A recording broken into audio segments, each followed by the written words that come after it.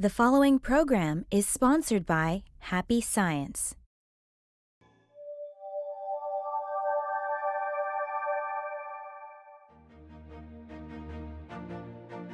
Hello, and thank you for accepting our invitation to happiness. Ryuho Okawa is known as a global visionary because of his deep spiritual insight and commitment to guide the world to a brighter future. To accomplish this, he founded Happy Science Group in 1986, which is now a global movement in over 100 countries. His vision and message to the world goes beyond the differences of race and language, empowering people with love. Together, in this 8-series program, we will explore practical ways on how you can be happy and how you can take part in creating happiness as a society. We often talk about searching for happiness. We expect to find it in the partner we're destined to be with, that fulfilling career, or the lifestyle we dream of. Ironically, these are the very things, our environment, our work, and the closest people around us that seem to determine our unhappiness too. Because these things are outside of our control, sometimes we can feel powerless over the emotional turmoil they bring. But what if happiness is something that begins with you, every time and in every case? But first, let's go to the streets of New York and ask the question, who makes you happy and who makes you unhappy? Myself. I mean, you can't rely on anyone else for happiness. People that try and take away from that. She does. He does. Sometimes he does. Yeah. That's a hard one. Yeah, not many people make me unhappy. My grandson's 2 years old. It's just funny seeing life through those small young eyes again. Just little Mr. Personality. So that would be, let's just say in general, the boss. I think I make myself happy most of the time. My son makes me happy when he's happy, and my husband, when he's happy, it makes me pretty happy too. Again, probably the same people. But I think that most happiness or unhappiness resides within yourself. You know, if you let people influence you, you can be unhappy. But I try to look past that and look into myself. How about you? Who makes you happy and who makes you unhappy? Let's listen to a lecture from Okawa that presents the concept that happiness begins from no one else but you. The purpose of religion is to help us grow as human beings. It is important for religion to encourage the growth of human beings. The goal of religion is to help you grow. Through that growth, we can overcome and solve the problems, strife, frustration, and suffering that may appear insurmountable. You could solve these issues by finding answers to the problems. Yet, another solution is to grow as a person, so your problems seem comparatively smaller.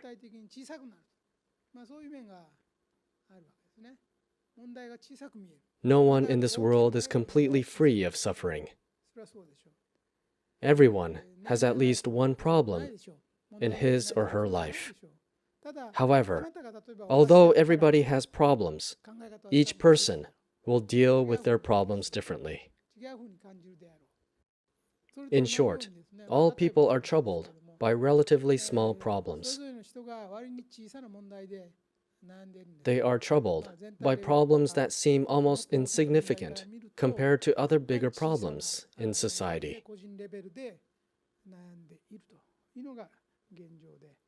But as long as they cannot think beyond themselves, they cannot escape these problems. They cannot escape from their problems because they cannot transcend their framework as an individual. People view themselves as a tiny existence, a separate entity from the world and other people.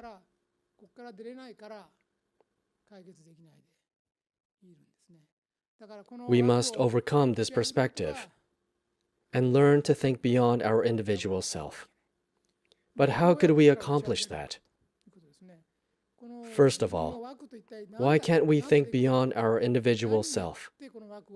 Why do we only see ourselves as separate individuals? It is because we often set limits to ourselves.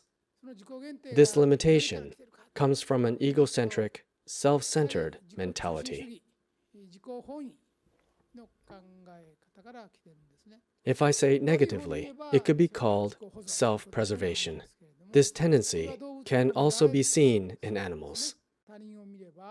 Some people even think everyone is out to hurt them. Even if somebody compliments you, you may think he or she has ulterior motives. You become unable to trust anyone, not even your own family, spouse, or child. Many people are trapped in this kind of thinking. They suppress themselves, and in doing that, cannot release their true, innate power.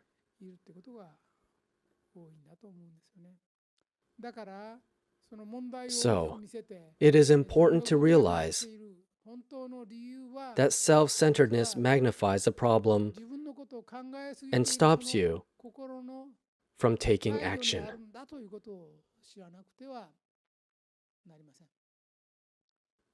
You are actually thinking too much about yourself. Today, I would like to talk about 3 principles that are necessary for the proper cultivation of the mind.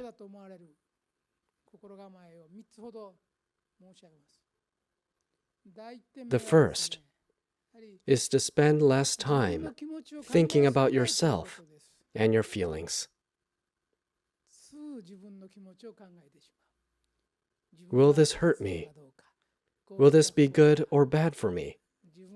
What about me? Who is the subject of those sentences? It's always about you.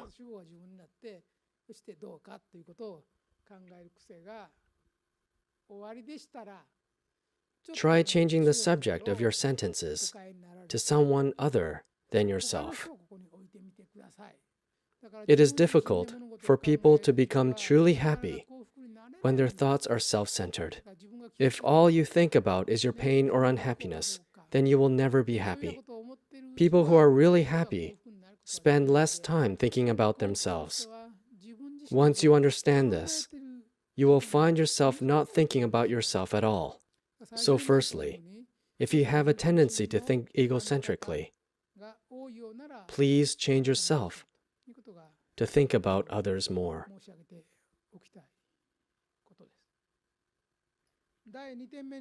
The second point is to make efforts to recognize a diversity of value systems. People tend to believe in values that are convenient to them. This is related to the first principle. Most people have a one-track mind. However, there are different kinds of people and many ways of thinking and living, just as there are various kinds of butterflies. Yet most people only have their own thought pattern and deny others based on it. Take a mother who is always worried about the time. She lives by a tight schedule, and if her children are not punctual, she gets angry at them. No matter how well behaved her children are in other things, if they are not punctual, she gets angry and keeps blaming them. It does not matter if they get good grades, always keep their rooms tidy, or have many friends. She will not forgive her children if they are not on time. So if punctuality is the most important thing to the mother, she won't be able to forgive tardiness. It is easy for us to take a single perspective and apply it to everything around us. But we often don't even realize that and believe that it is the only way to live. So we tend to judge other people with our own perspective. But I want you to take a minute to consider that the world is made up of different people. In fact, part of our growth as human beings is to recognize the many different perspectives in the world and accept the various strengths of other people. Most of our personal conflicts happen because of this. Many people cannot accept various perspectives or different value systems. They hold a strong desire to believe their own perspective only. We must know that there could be a valuable way of life, even if it does not match your way or taste.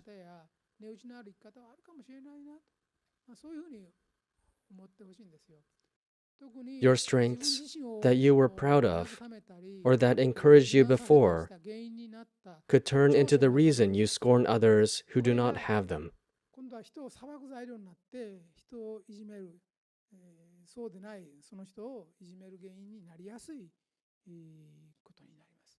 You must be careful so you do not judge others in this way. In fact, your strengths that brought you happiness can end up creating unhappiness. That is why it is important to accept multiple perspectives. It is a way to make us grow as human beings, in a way to make us more mature. This could be the major reason for many family feuds. For example, a well-educated father may blame an uneducated mother for their child's incapability. In case both parents are highly educated, their children do not have any excuses. So if they don't perform well academically, they are considered lazy. Children have many good characteristics that the parents do not have. So if you try to nurture the strengths of your child will change his attitude toward you. It is nothing but a burden for children to be simply compared with their parents' achievements. However, parents tend to look back on their childhood with rose-tinted glasses. They only remember their successes and forget about their failures.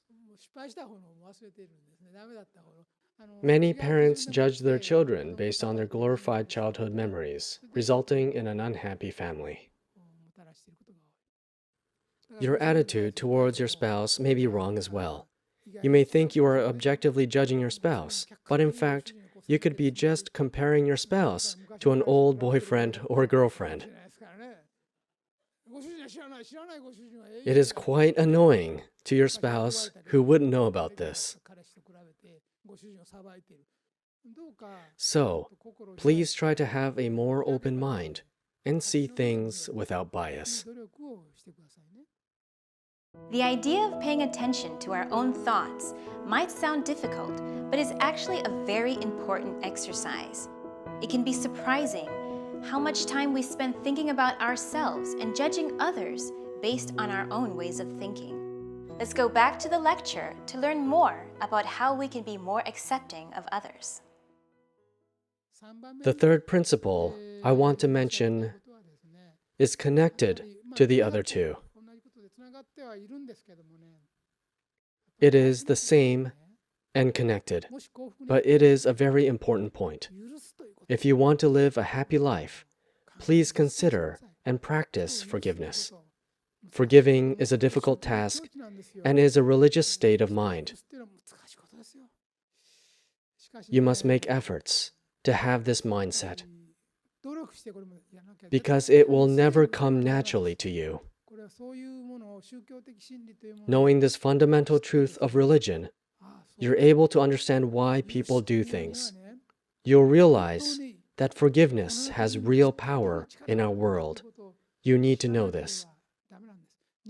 The many problems that arise between people and the cause of your unhappiness mostly come from your hatred for someone, perhaps a prolonged feeling of hatred or anger.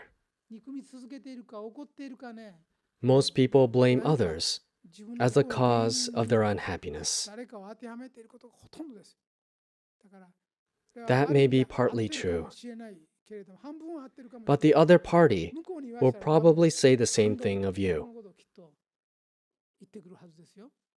For instance, imagine that your son is tragically struck and killed by a truck. Of course, it is tragic. You might want the driver to go to jail for the rest of his life. You may even want him to receive a death sentence. As a parent, you would be overwhelmed with resentment. I know it's quite normal to feel that way.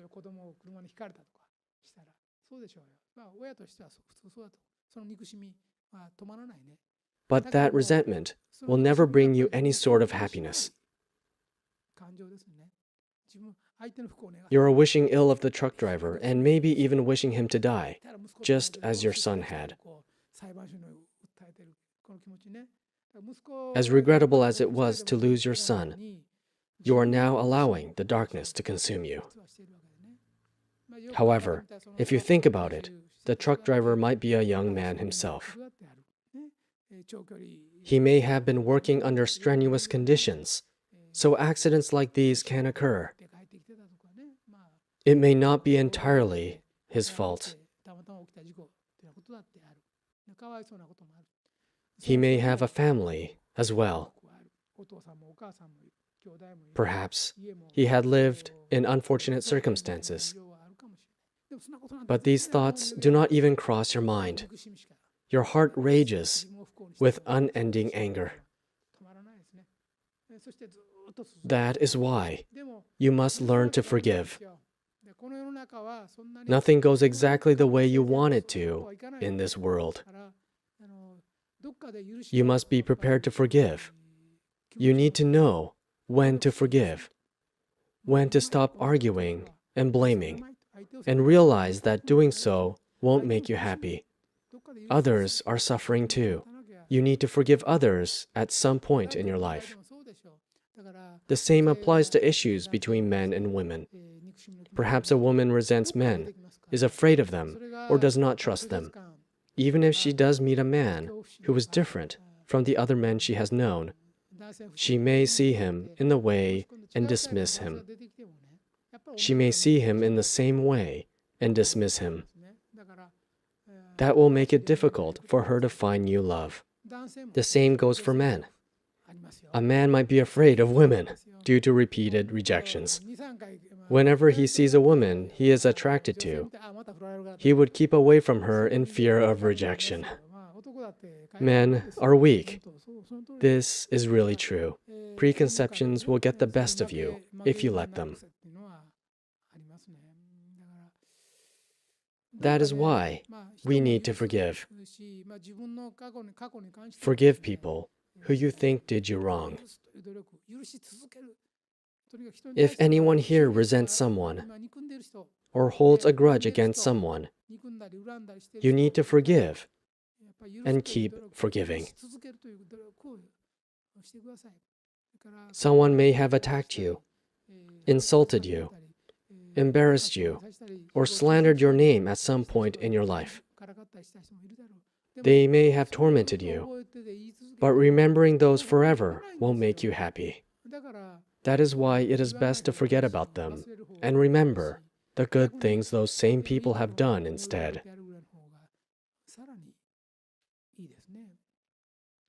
If you find yourself judging, resenting, or being angry at people you see as hurting you, you need to overcome those emotions. Forgiveness is not an abstract concept. It is not just a word. It is not abstract. It is an essential factor to make you happy. If you cannot do this, you will never find happiness in this world.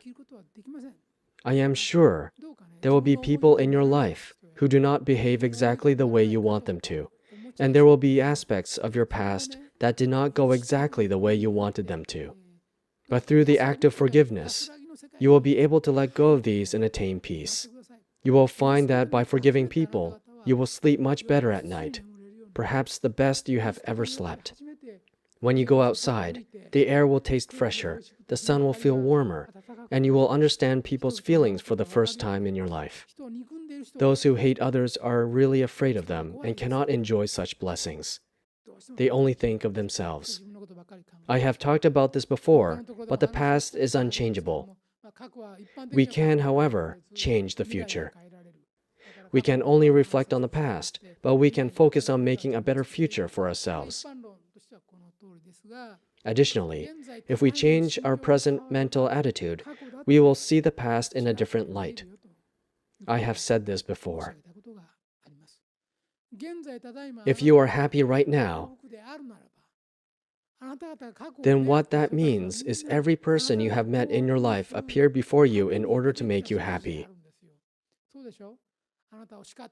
including the boss who fired you, or the woman who left you. If you are happy in your life right now, then that is what they were there for. They were subtly giving you advice on how to live as a human being. All those people whom you thought were hurting you were actually making you happy. That is why you must let go of any superficial grudges. If you are happy right now, then everything will go well. Forgiveness has power in this world.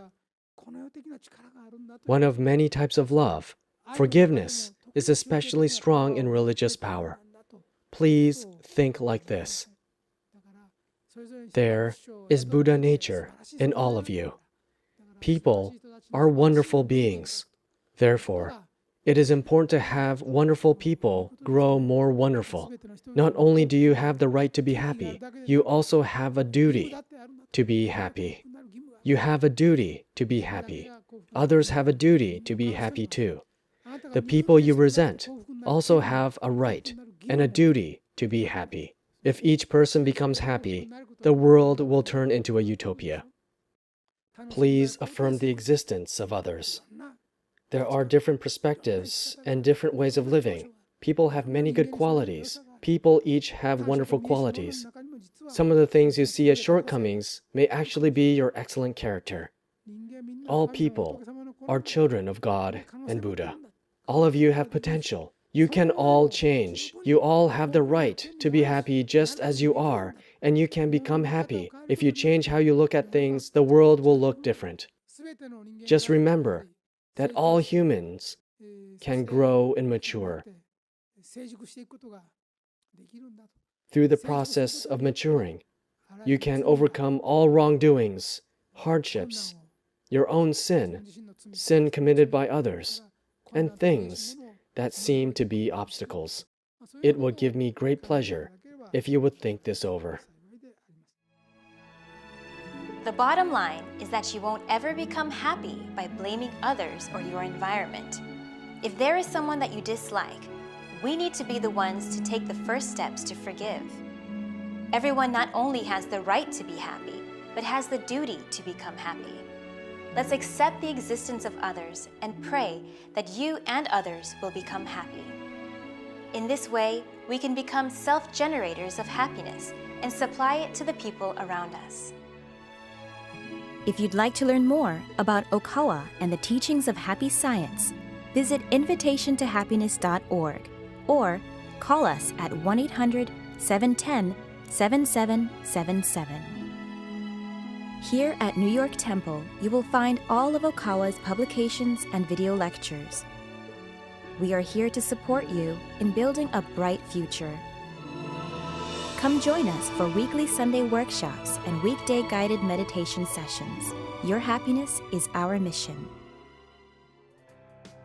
Once again, thank you for accepting our invitation to happiness. And join us next week where we will be exploring the topic of building your future, the formula for making dreams come true. See you next time.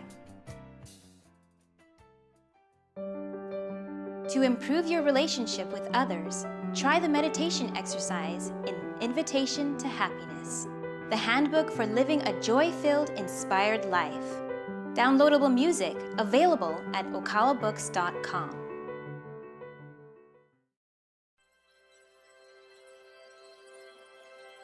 I have watched over you for many years, since the moment when you were born. Your first steps, your first bike ride, your first day at school, your graduation, your marriage, your joys, your sorrows.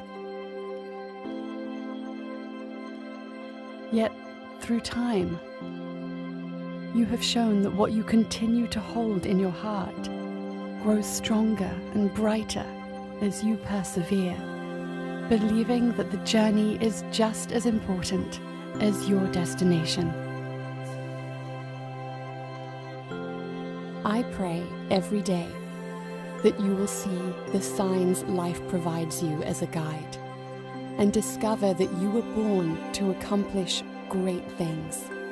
Remember who you are. Remember what you were born to do. Become a light for the world. Believe. Be inspired again.